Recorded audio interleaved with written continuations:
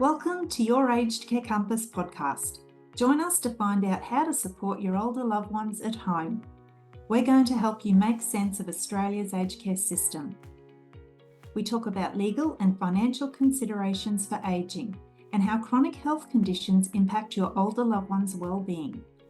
And we share real-life stories of where it went wrong for people and how we got them back on track. Hi listeners, I'm Michelle. Today, Coral and I are doing another Ask Me Anything episode with a focus on support at home because there are questions we couldn't fit into last week's episode and we know you want answers. Coral, to kick off, can you explain the process of current home care package recipients joining the support at home program? Yeah, Shell, look, there's still a lot of confusion about this process, and I think the confusion is caused by the conditions that home care package recipients join support at home. So an easy way of understanding what will happen on November the 1st is that support at home commences and the home care package program ceases. Joining support at home is like a merge. Home care package recipients slot into or merge into the support at home program. They don't join it in terms of having to be reassessed, and the conditions with which they merge are protected or grandfathered.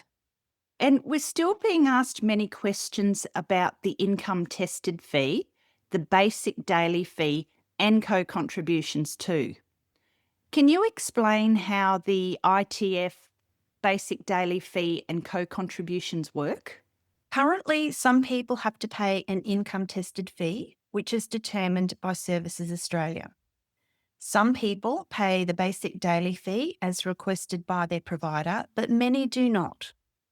When support at home commences, the income tested fee ceases, and there will be no basic daily fee also. The co-contributions start instead. So for people who are paying the income tested fee, this fee is calculated daily, and people pay this fee regardless of receiving services or not in any given week. The difference with the co-contributions from the 1st of November is that people will contribute only for services received, not on a daily basis as the income tested fee is. Right, okay. And we had a question about using unspent funds and access to the Assisted Technology Home Modifications funding stream.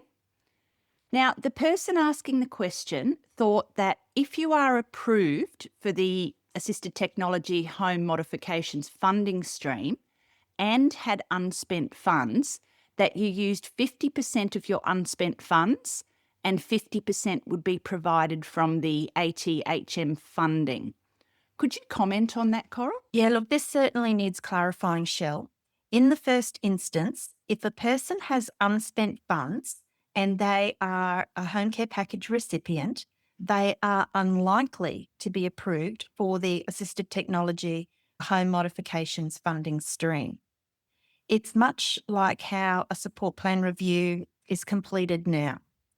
Assessors will ask people why they need a package upgrade or a classification upgrade if they have unspent funds. The intent is you must use your unspent funds before you are considered for the new funding streams under support at home. So if you needed to make a large purchase, say a height adjustable hospital type bed, and you had $6,000 in unspent funds, you'd have to use that $6,000 to purchase the bed. If that exhausts your unspent funds and you also needed to make modifications to the home, say ramps or grab rails or perhaps moving a shower hob, then you might get assessed for the Assisted Technology Home Modifications funding. Okay. We had an interesting question last week, which was, I read that the $25,000 for palliative care is not real, that it is part of the levels, meaning the 8 classification levels. The comment stated the difference between a home care package level 4 and a classification level 8 in terms of funding is the palliative component. What do you say about that, Coral? Yeah, look, I was really surprised when I read this, Shell, because I thought that there was a clear explanation about how the classifications and then the additional short-term funding pathways work. So this comment is absolutely incorrect. There are 8 levels of classifications within support at home, and then there are separate short-term streams, one being the end-of-life pathway. So the end-of-life pathway is worth $25,000 and it has its own eligibility criteria. Right. Also, if you look at a home care package level 4, which is around $62,000 a year, and then a level 8 classification of just under $78,000 a year, the math doesn't add up either. So that's a difference of $16,000. And we know that the end-of-life pathway is worth $25,000. So I really don't know how this conversation got out there across social media, why someone has become confused about the level 8 classification being the end-of-life pathway. I'm glad the question has been asked because as we find in the work that we do and talking to people, if one person asks the question, then there are usually a lot more people as well who are thinking the same thing or wanting to ask the same question. So just to confirm, listeners, the level 8 classifications under support at home is separate to the end-of-life pathway. Yeah. So level 8 is part of the ongoing classifications and the end-of-life pathway is part of the short-term funding stream. That's right. Yep. So, Coral, another question we were asked last week was in relation to nursing and AINs or assistants in nursing coming under the clinical service provision in support at home. So can you please just clarify for our listeners, under nursing, what does that include in the clinical service? Yeah, so it includes registered nurses, enrolled nurses, and it does include AINs or assistants in nursing as well. They all come under the nursing stream within the clinical service list.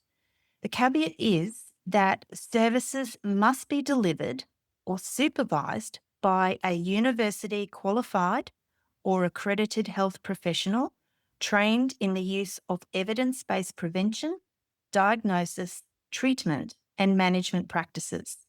So as an RN myself, it would be very concerning if a provider was allowing an AIN, an assistant in nursing, to assess and prescribe wound care, or having an AIN to complete a continence assessment. These are very specialised skills.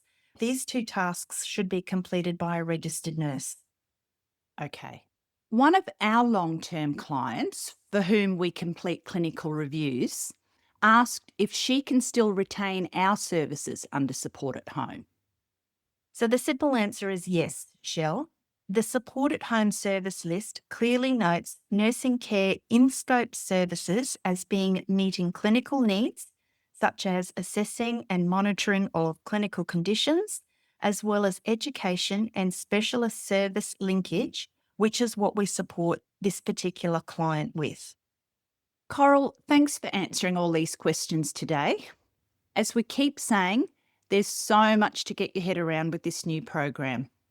And as previously mentioned, the rollout has been deferred to November the 1st.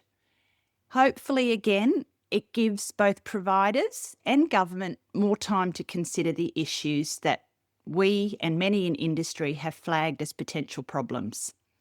Thanks for joining us today, listeners, and we look forward to being with you next time.